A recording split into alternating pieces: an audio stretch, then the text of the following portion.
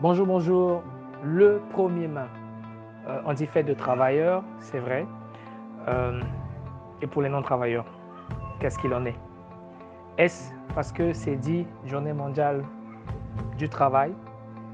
Est-ce que parce que c'est dit que nous devons commémorer la lutte de ces années passées concernant le droit au travail? Mais est-ce qu'on pense aussi à ceux qui devraient normalement avoir ce droit au travail mais qui ne l'ont pas? Par la faute peut-être de notre gestion, par la faute peut-être de notre négligence en tant qu'entrepreneur, en tant que dirigeant d'entreprise, en tant que dirigeant étatique. Est-ce qu'on doit dire qu'en fait le premier main sont ceux-là qui devraient normalement, je dirais, aussi avoir accès au monde du travail, mais qui ne l'ont pas, pas parce qu'ils ne sont pas à la recherche active, pas parce qu'ils ne veulent pas travailler, pas parce qu'ils sont paresseux, mais simplement parce que le système qui existe aujourd'hui ne leur permet pas encore véritablement d'avoir accès au monde du travail. Alors, mon apport aujourd'hui en ce premier main, c'est véritablement aider les gens, aider les jeunes, aider des personnes même qui sont dans la précarité, peu importe l'âge, qui ont travaillé, peut-être qui ont eu à travailler, mais qui aujourd'hui se sont retrouvés au chômage à cause de la crise du Covid-19, à cause d'une raison quelconque, peu importe, mais essayez au moins de vous aider en ce premier main pour pouvoir vous emmener à vivre différemment, à voir cette fête de manière différente, pour pouvoir vous aider à utiliser cette fête comme étant un moyen pour rebondir, un moyen pour sortir un peu du confinement, un moyen pour sortir du confinement psychologique, parce qu'en fin de compte, quand tu es dans une psychose de la retraite, quand tu es dans une psychose du chômage, quand tu es dans une psychose, je dirais, de la recherche active de l'emploi et que tu ne trouves pas, effectivement, quand on parle du premier main, tu es comme énervé, tu es comme, je dirais, dépassé. Et tu vois forcément, peut-être pas tout le monde de bon oeil, mais je veux te dire, mon frère, que cela doit changer. Je veux te dire, mon ami, cela doit changer. Et en ce premier main, il faut que tu comprennes une chose, il faut comprendre le système, mais il faut comprendre l'environnement dans lequel tu es. Alors, pour pouvoir t'aider, je dirais, on peut utiliser 3 clés qui peuvent t'aider, je dirais, à sortir de cet état d'esprit et à fêter avec les autres. Alors moi, je pense que même si tu es au chômage, tu devrais fêter avec les autres parce que tu es un potentiel travailleur.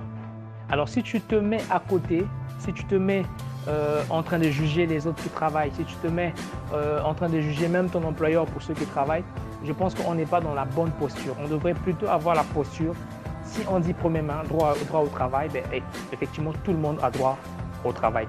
Alors, qu'est-ce que toi, tu dois maintenant faire pour avoir accès à ce droit du travail? C'est le travail que tu dois commencer à faire. Donc, c'est cette première clé. Qu'est-ce que tu dois faire pour avoir accès au monde du travail? Premièrement, tu dois, non seulement, pour ceux qui ne le sont pas encore, entrer dans un monde actif de recherche d'emploi, entrer dans le système même, que ce soit étatique ou privé, des agences intérim et autres, que l'État a mis en place ou encore que les entreprises privées ont mis en place pour pouvoir te permettre d'accéder au monde de l'emploi. Ici au Congo, je citerai effectivement de l'ONEMO, je vais te citer, je te citerai éventuellement en dehors de l'ONEMO, il y a emploi.cg qui te permet effectivement de te connecter via cette plateforme et de t'inscrire et de rechercher de l'emploi. Mais en même temps, ne pas t'arrêter en train de postuler. Même en temps de crise comme telle, ça devait être l'occasion pour toi de continuer à pousser tes CV, non seulement pour qu'on t'appelle dans cette période de crise, mais lorsqu'on va sortir de la crise, je vous garantis mes amis, je vous garantis mes frères et mes sœurs qui m'écoutent, vous aurez impérativement des entreprises qui seront à la recherche des qualités exceptionnelles. Et ça, je peux vous le garantir. L'économie sera bien entendu corsée, mais les employeurs ou encore les entreprises voudront trouver des employés productifs. Donc, ce qui revient à dire que tous les employés qui ne vont pas s'aligner par rapport au changement, parce qu'on va vivre un changement, seront forcément licenciés ou remplacés. Et donc, toutes les personnes qui sont à la recherche active de l'emploi et qui sont prêts à vivre un changement auront les opportunités de pouvoir postuler à la sortie de cette crise. Donc, je t'invite pour ce premier conseil à être dans une recherche active, absolument active. Deuxième conseil, alors je vais m'adresser à des personnes en fait qui pensent qu'ils ne peuvent pas être employés, mais qui peuvent devenir employeurs. Je parle en fait des gens qui sont des potentiels entrepreneurs. Alors, la crise est une opportunité pour tout potentiel entrepreneur de pouvoir lancer un business.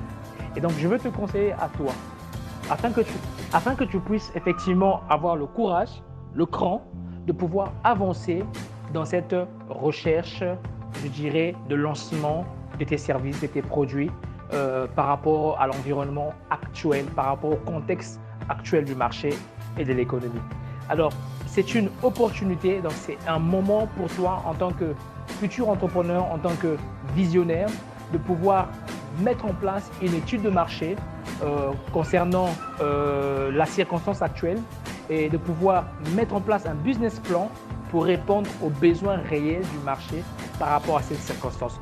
Je vous assure, mes frères, que beaucoup de personnes, effectivement, en ce moment-ci, ont trouvé des business parallèles, que je dirai dans une autre vidéo ou dans l'audio qui suivra peut-être, ont développé des business qui répondent effectivement aux besoins du marché, aux besoins des populations.